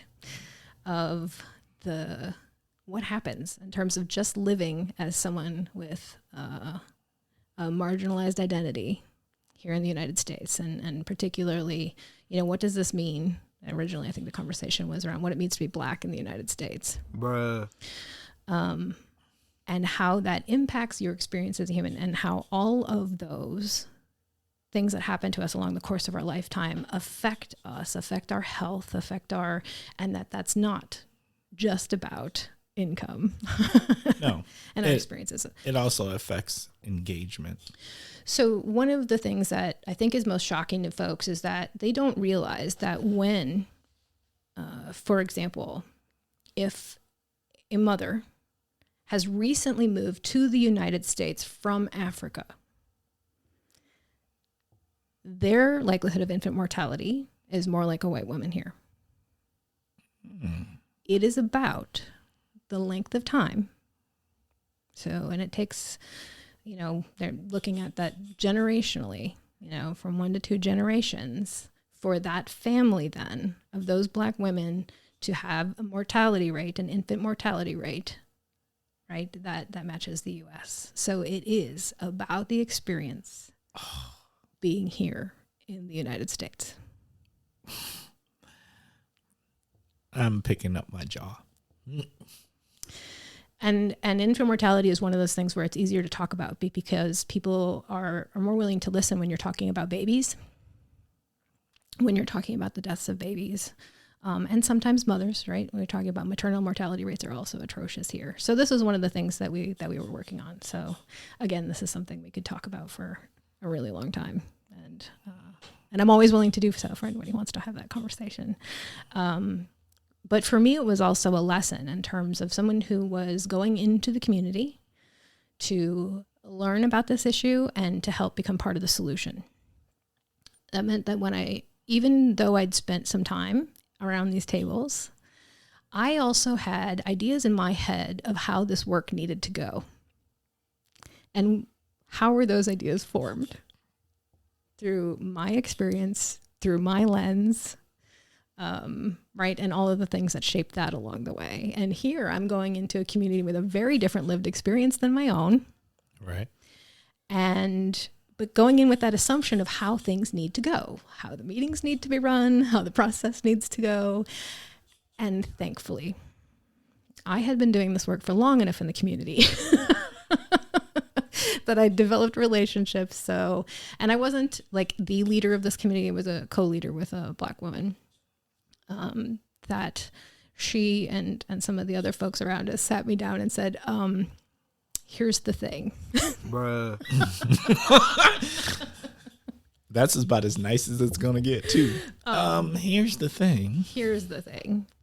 And to have been granted that opportunity. That's grace. Absolutely. It's definitely grace. Absolutely. So having those experiences over the years when, and only because I'd spent time, devoted my time and energy, trust.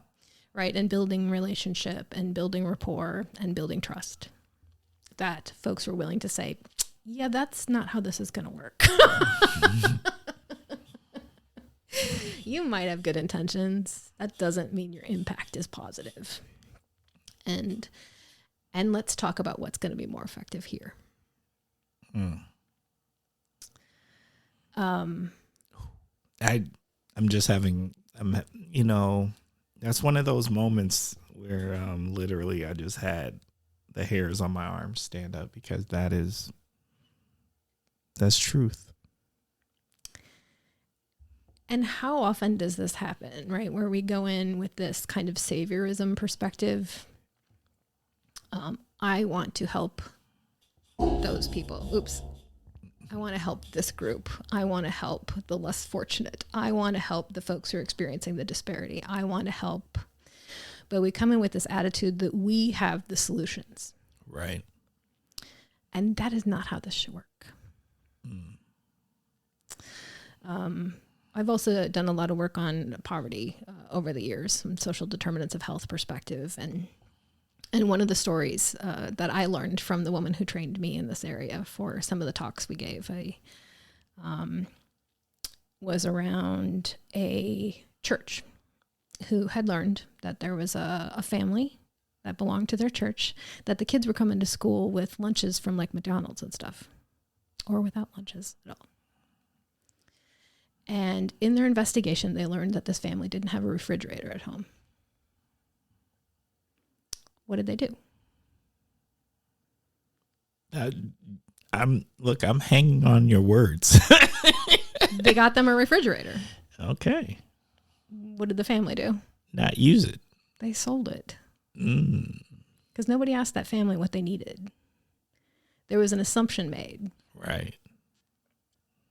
About what the right solution was for those people without including them in the solution, without asking them, without truly understanding what the need was and what they saw the need to be. Right. And then how do you think that church felt about it? Oh, they were in their feelings. Right. Right. Because the family didn't agree that was their priority and what they really needed right now.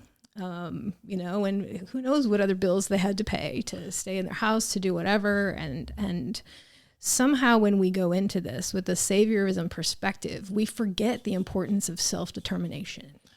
Oh, yeah. I just had something like this happen to me this week, and I'm not even going to, I can't get into the narrative of it, but yes, we so often, I can't tell you. So I want to give credit on two sides. We so often have these individuals out here with means and resources who actually are really good people and they want to help and assist. Yes.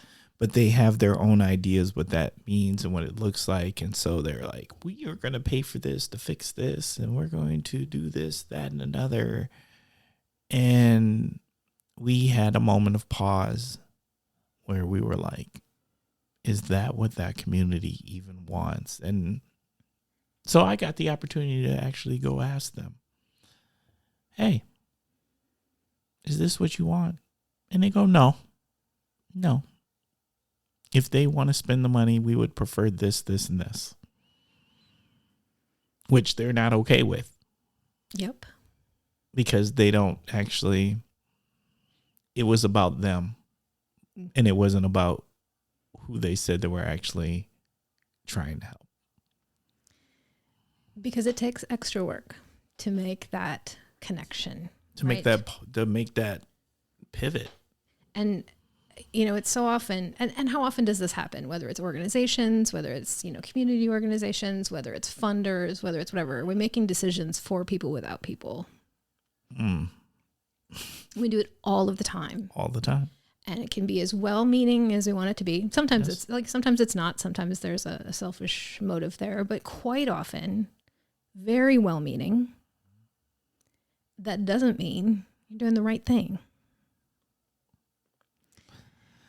And the really beautiful opportunity to bring people in and have conversations and truly listen and learn and deal with that discomfort when somebody tells you that your idea is not, no, that's not what we want. That's not what we need.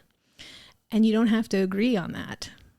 But quite often, especially if you're on the side that you're providing resources, you feel like you have the right to determine for that person what they need. I'm the one that's giving. I'm the one that's providing. I'm the one that's going to decide. Right. But how self-centered is that? And are you truly meeting the need? So that's kind of that shift, right? From saviorism to being an aspiring ally to being an aspiring accomplice in the work. And I say aspiring because I think first of all, you should never use those titles to describe yourself, unless you're including that it's aspiring at the front end of it, because it is an always learning kind of thing. Facts.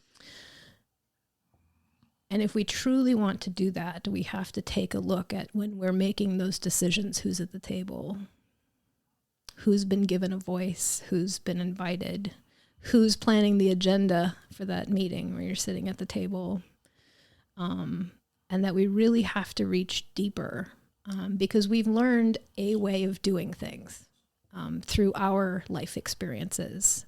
That is not the only way of doing things. Bruh. And until we pay closer attention and be open and willing to sit with that discomfort and learn, think about how much more effective we can truly be. Facts. And that was, I get emotional thinking about it because I know full well the mental and emotional labor that people placed in me, you know what I mean? That they invested in me along the way to help me learn when I made those mistakes, which is part of my commitment to paying that forward and helping others begin to learn those skills and learn that capacity. Like how do you do that? And how do you avoid coming in that way, right? How do you develop the approach, the skill set, and the knowledge and tools to be able to do that thing? So that's part of why I've taken the path that I've taken, is to pay some of that back.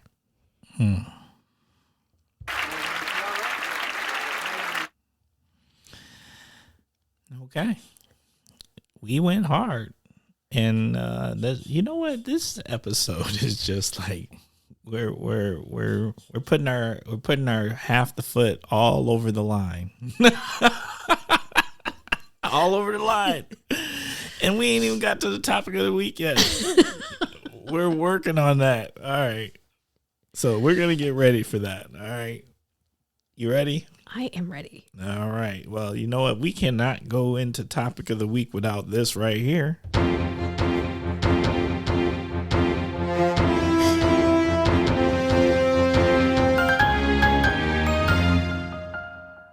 Every time it makes me happy. I can't tell you why, but nonetheless, it gives it a certain prestige. So our next segment is the topic of the week. And the topic of the week, 99% of the time is chosen by our guest. Sometimes I do end up choosing it, not often. But in this case, it was chosen by our guest. And so, Greta, what is our topic of the week? I'm sure this is shocking based on our conversation up until now. What? What do you mean? Connecting across differences. I think it's powerful. And it's obviously it's so central to what I do and how I see the world now that I couldn't help but infusing on the rest of my conversations with this. So maybe that makes this segment a little shorter. Hey, you know what? Since we're going long and hard, you know what I mean? So I mean, like, we're just in it, right? So Absolutely. we can, if this goes a little shorter, we're not hurting the episode. So connecting across differences and what does it take and what does it mean? What does it mean to be intentional? And what value does intention bring to this? Because as humans, we tend to, as I talked about a little bit earlier, is we tend to focus on the similarities between us because that's the easy way to get by. Whether it's in meetings, in conversations when we meet people, and that's not a bad thing. I'm thinking that's human nature. That's an important skill. That is an important capacity to be able to connect on our similarities. And how much do we miss when we don't also attend to the differences between us? Yep. The opportunity to really, truly better learn and understand that person. The opportunity to really better understand. So I'm thinking about this like in the workplace, right? So if you truly have a better understanding of the differences that exist between you and your team, you don't always make the assumption that the problem that you're solving, that you see the problem the same way, right?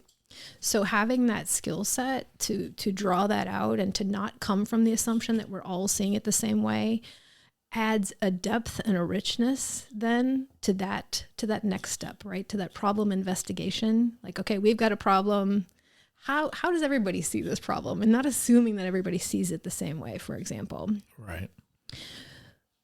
Adds a level of richness and complexity that's going to help you come to a better solution. And that takes a skill set.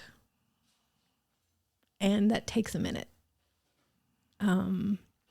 So what are folks willing to do, right? And how do we help provide the opportunities for people to learn how to do that better? Because it doesn't always come naturally. Like you said, it's kind of human nature to find our similarities. And how do we go to that next step so that we can help people be more confident and effective in learning about and managing and navigating those differences when they exist. And so often these aren't always just about visible differences, right? Because typically people automatically jump to thinking about visible differences, which is important. But we also make assumptions when those of us in the room look similar to one another. We make assumptions about similarities that we necessarily shouldn't. All the time. Right? I love being in those meetings. I get the privilege of being in that space sometimes where they think I'm the difference, and then the conversation happens, and then they realize I may be the tannest person in the room, but I'm not really the difference in the room. Absolutely. Absolutely. And how can we, I mean, that's one of the, we talked about the gift of diversity. I guess this is what I was talking about in terms of it, how it can enrich not just our relationships, but being open to understanding difference. it doesn't mean we have to agree with everything, right? But to understanding it, and having the capacity to work through that and to sit with that discomfort that sometimes comes with that. Because then you're like, oh, now I don't know how to proceed. Before I was working off this assumption that we were all coming from the same place. And this is a much easier place to move forward from. And how much more beautifully complex can our solutions be? How much better can we be in finding solutions that fit not just for that situation, but for broader situations and truly meet the needs of the organization, of the people within the organization, of the people you're serving as customers or clients or those kinds of things, of the variety of people in your community? I like to think that the solutions are built in a way that are more sustainable. Absolutely. Because you have more different types of viewpoints included in the solution. Well, you're less likely to screw up.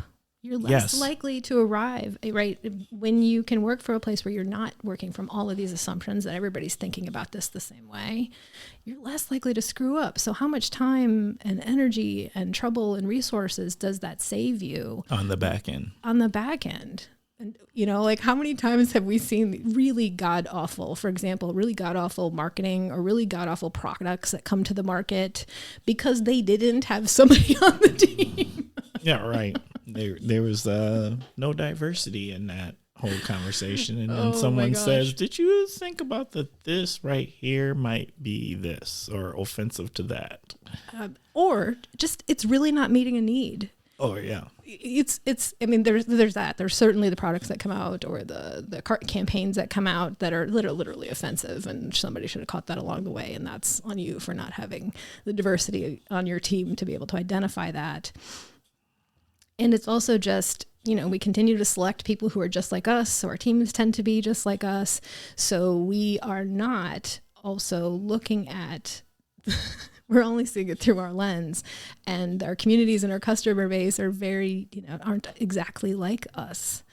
So what is that missed opportunity, and what is that wasted time and money and energy gone into creating something that is not, that's meeting a need that doesn't exist, or poorly meeting a need that does exist? Right. So to me, that's part of diversity, equity, and inclusion work, and that's a piece of it that I have chosen to work on. DEI is so extensive, right? There are so many different aspects to it. For me, and I think for a lot of folks, it's important to understand that, where your strengths lie. And one of the things that I love to do is help people navigate that, and put into place some of the lessons, those hard lessons that I've had to learn along the way. Yes. In a way that's useful to help other folks to navigate that more, hopefully with not as painfully. It is still hard, kind of sitting and learning to sit in those places of discomfort, and the benefits are enormous. They are. What I'm always hoping to do when I work in the space is to walk in with the same number of people or leave with the same number of people that were there at the beginning. I don't want to lose anybody along the way, no matter how you feel or where you are in your journey, your culture journey is what I will call it, that we're going to pause long enough to understand you and give you an opportunity to be heard and bring you along too, because you were here for a reason. So if you were here to learn, if you were here to improve, to grow, whatever it is, I don't want to lose you because it was brave of you to show up. There's so many who just don't even show up. They just write it off before they even walk in the space. So if you are brave enough to show up, whether by your own accord or not, I still don't want to lose you. And how can we learn to approach that with that curiosity and a sense of humility and a sense of openness and desire to learn. And how do we help other people develop those capacities for doing that, and to fight against sometimes our natural inclinations, right? Because we develop, we work with these assumptions for a reason, right? Yes.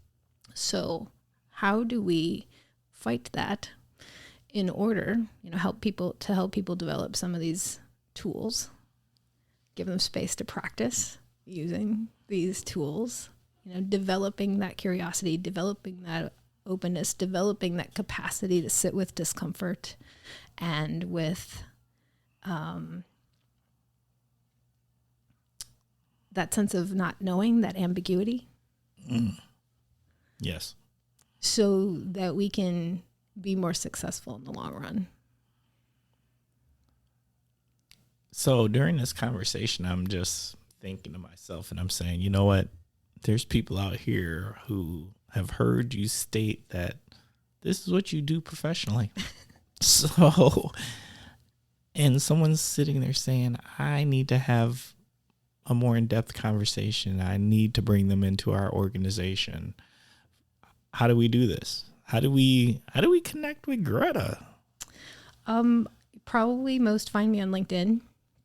So Greta Lax on LinkedIn. I'm also on Facebook. Do we want to spell that?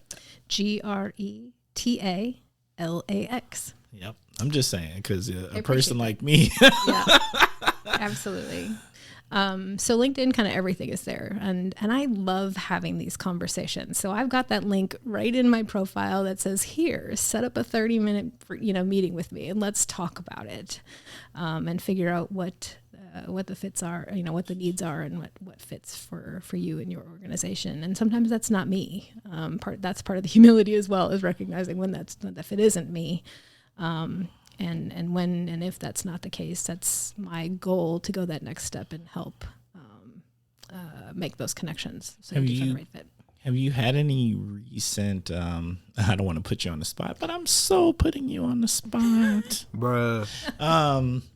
Has there been any, and I don't want, when I say recent, you can make it as recent as you want it to be. Sure. Any connections with any individuals or organizations recently where you think you got an opportunity to have a conversation that had impact? Yes, absolutely. I think. What did that? I feel like what did that kind of look like? And you can be as general as you want, because we're not trying to call anybody out or. Well, so much of that is about fighting the assumptions and that people have about this work, about DEI work. It's DEI and intercultural development is what I do, is the work that I focus on, heavy on the intercultural development. Because typically when people think about culture, you're thinking of, I've got a team of, a global team of folks, so now I have to do that. But culture is so much more basic than that, right? When we think about how our culture is developed, what are the institutions that helped us grow into the people we are and see the world, whether that's education and religion and these basic things that shifted or that created our lens on the world, and how people have had very different experiences with those institutions and with different institutions that have different lenses. So a lot of times that connection is just, first of all, fighting some of those assumptions. Right. Not necessarily fighting some of those assumptions, but learning about them and having conversations to bring them out so that we can really get to the heart of the matter. I think, I had a really difficult conversation with someone that I met who said, that made the assumption that when we're hiring for diversity, we're hiring people who aren't as capable. Bruh. I can't tell you how often I've had that conversation. Mm-hmm. It's like they're making concessions. The assumption that if you are incorporating diversity into your practice, that you're hiring somebody who is not as skilled is it's so far off, right? It's so far off the mark. And still, it's an assumption that many people still hold. So you have to be able to have the conversations that pull those assumptions out and then talk about the reality of it. That's not like, why do you have that assumption? First of all, where is that coming from? Right. Somebody has to be in a developmental place where they're willing to acknowledge that that's an assumption that they're making and that it's not an accurate assumption. So also understanding people's readiness. This particular conversation with this individual, they were not ready to move on to, beyond. And that's okay. We have to know where people are. We're not going to be able to work with absolutely everyone. Nope. At least not today. And I just meet people where they're at. Right. You know. And that person may not be ready to have that conversation today. That doesn't mean that a year from now, we might not have a different conversation, but I do sometimes have to say, yeah, no, this is not a good fit. Well, because you've got to know when people are having the conversation with you to be to debate. Oh, absolutely. Their point of view. Absolutely. To justify it. Right. And they're not in a place of growth. And I'm not here to debate it. Mm-hmm. I'm not going to change your belief. You don't change belief systems for people. Absolutely. You're looking for a justification. You're hoping you can defeat me in conversation to justify your belief system. And that's a waste of my time. So in that particular instance, it was a matter of walking away from the conversation because I was not going to be fruitful and whatever, politely and still. Where have those conversations been more effective is almost every debrief that I do. So I use a tool called the Intercultural Development Inventory. Which is almost hard for me to say that I love a tool because I'm a bit of a psychometrics nerd, which means that I love the science behind developing tools like that, surveys, assessment tools, which means that I see the majority of time how tools are being misused. Or how that tool it doesn't have an evidence base behind it. We see that all of the time. This is a tool that I've kind of fallen in love with because it helps people make a transition in conversations. A lot of times people come in and think of with this assessment that I'm going to label them as some kind of ist or doing some kind of ism. And what it really is like, let's talk about where you are and where your comfort is and where your capacity is for navigating difference on a developmental continuum.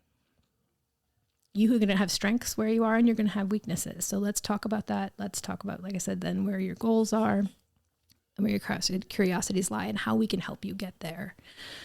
So it's a very different conversation than somebody who assumes that I'm going to tell them that they're racist or they're sexist or they're whatever, because we have that, right? You have this conceptualization going into this assessment that I'm going to come back and label you.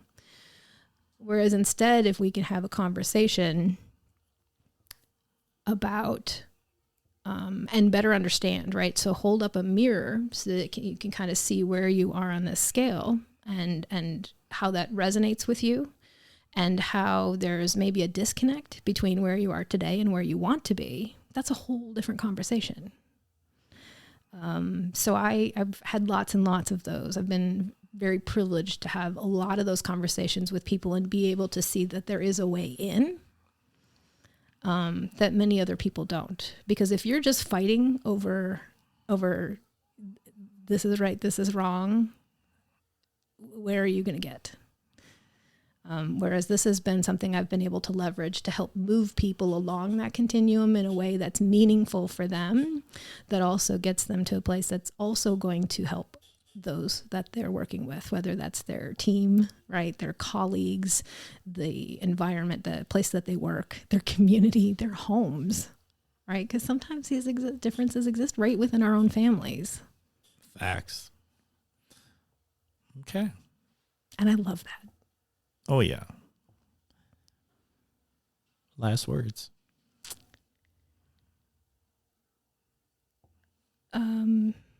Gosh.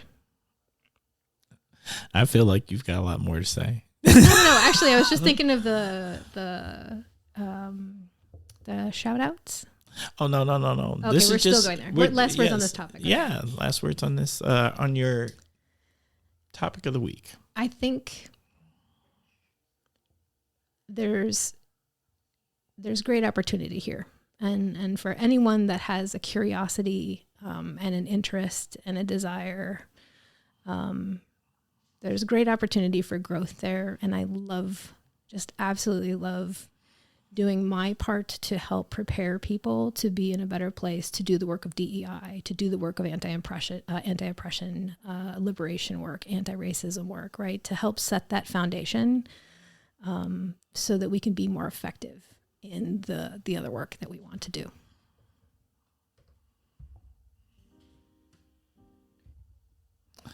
Facts. All right, we're going to start winding down. Thank you, Kosh listeners, for spending time with us, giving us your mind for what I would like to think was a highly impactful conversation. I think these learning points are so good sometimes when you can just have the opportunity to process it by yourself for a little while before you actually go out and have the conversation with someone else.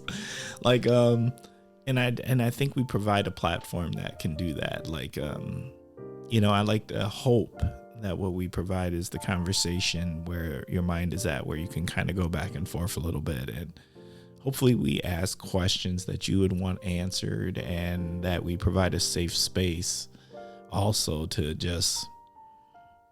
figure it out, right? Because that's what I would want. And so that's what I'm always hoping we're giving. Once again, as you know, we are a work in progress. Feel free to reach out to us at askthekosh@gmail.com. Once again, that is askthekosh@gmail.com. You can reach out to us for anything. If you want to be on the show, if you got comments about an episode, if you want me to connect you with one of our guests, that happens often. There's some wonderful things happening in the community amongst what I like to call the Kosh alumni, people who've been on the show and have listened to each other's episodes, or others from the community have reached out to, and we connect them, which is really powerful when you think about it at the end of the day, to be able to have that platform, to be able to do that. Also, Kosh listeners, all this time I've been giving you a phone number for our voicemail. Guess what? That phone number was shut off by Google, so we actually don't have it.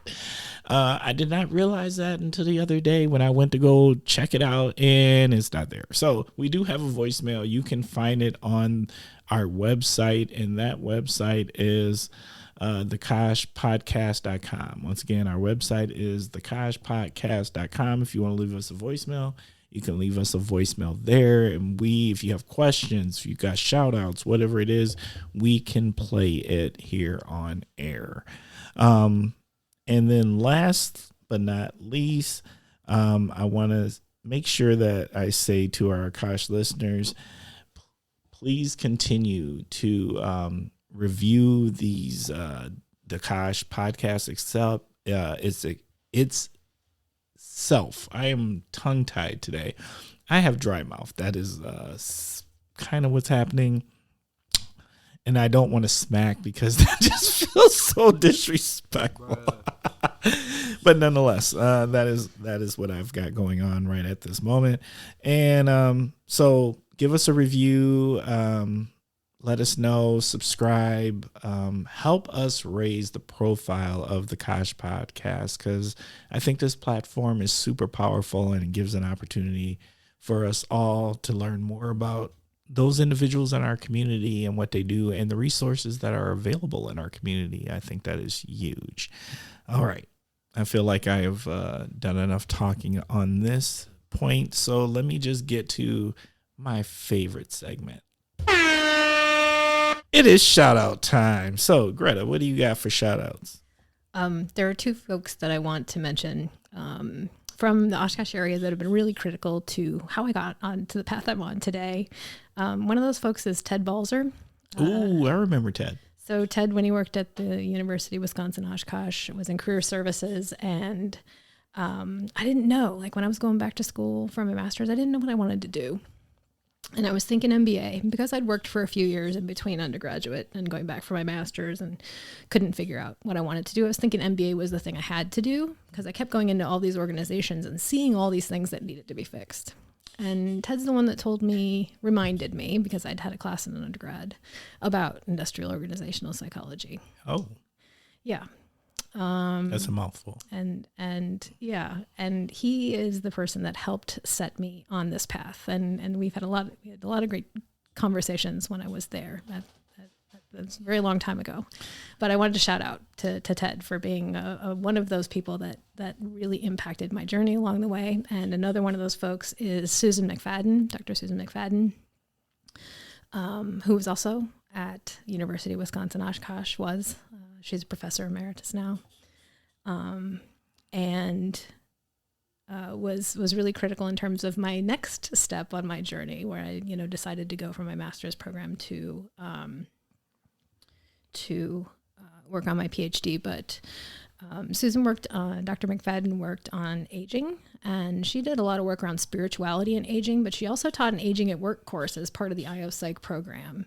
And just who she was as a human being, and some of the work that we did together, and a connection that she made as we did a panel. I wrote a paper, and we ended up actually doing a panel at a national conference with a paper we had done for one of her classes, and she introduced us to a person who became a discussant for our panel, who was an expert, a national expert, who ended up being my mentor in Akron.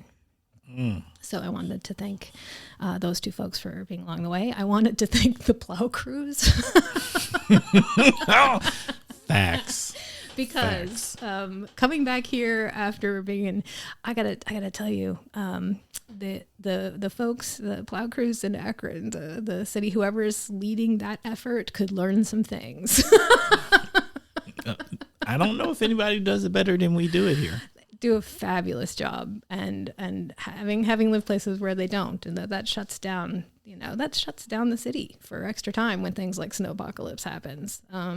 It's a huge difference, and it doesn't hurt that I've got actually a friend on the plow crew for Outagamie County. So very grateful. To the shout outs.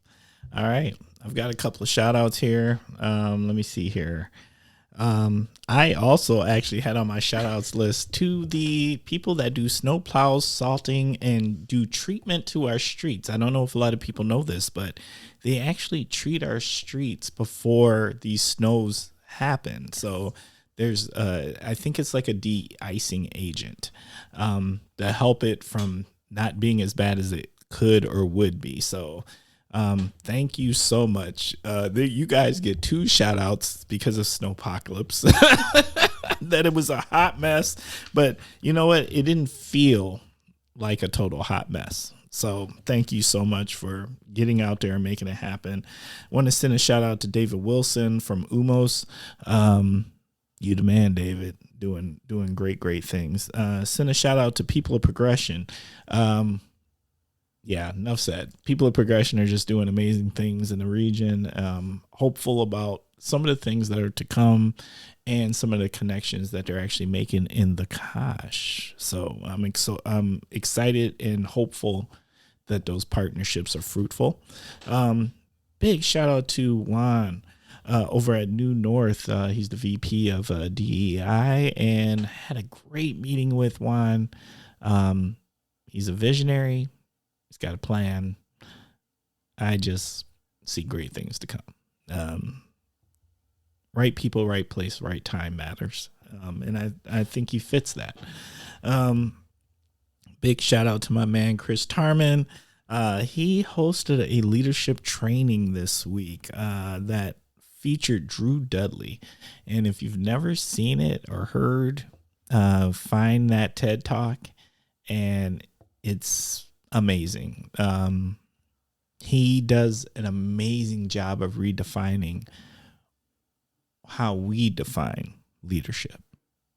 So it actually had a great effect on me. And I'd like to send a shout out to the UWO Veterans Resource Center and the Student Veterans Association for hosting the Cops and Veterans Cornhole Tourney. I didn't play, but I got to peek in, say hello. It is a fabulous event, and I just like to see that it's still alive and happening and kicking. And it's always good to see legacy events be able to continue on. And lastly, big shout out to the planning committee for the Dragon Boat races here, coming in the future back to the Kosh. So I can't wait. If the universe is speaking that the way it is, I believe the city of Appleton might just have a dragon boat of us. Team. We're about that life. We're not playing around. We want to represent. And we want to support. So that's a conversation happening. That is not a promise yet, but we're getting it to the place of being a promise. We're working on that. All right. So we are at the last part of the show. And the last thing to do is you've got choices. There is the opportunity for parting words of wisdom, or what we always like to ask is, what would yourself today tell your 12-year-old self? Or if you would like to cover both, we will take option C. So, Greta, what are we feeling?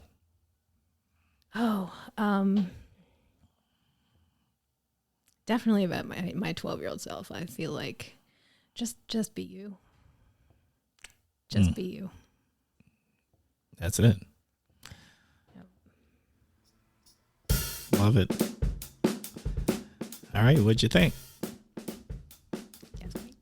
Yeah, I'm asking you. Fabulous. I had no doubt this was going to be a great conversation. And there's, gosh, of course, 8 million more things that we could talk about. But I really am grateful for the opportunity. So thank you. The Kosh.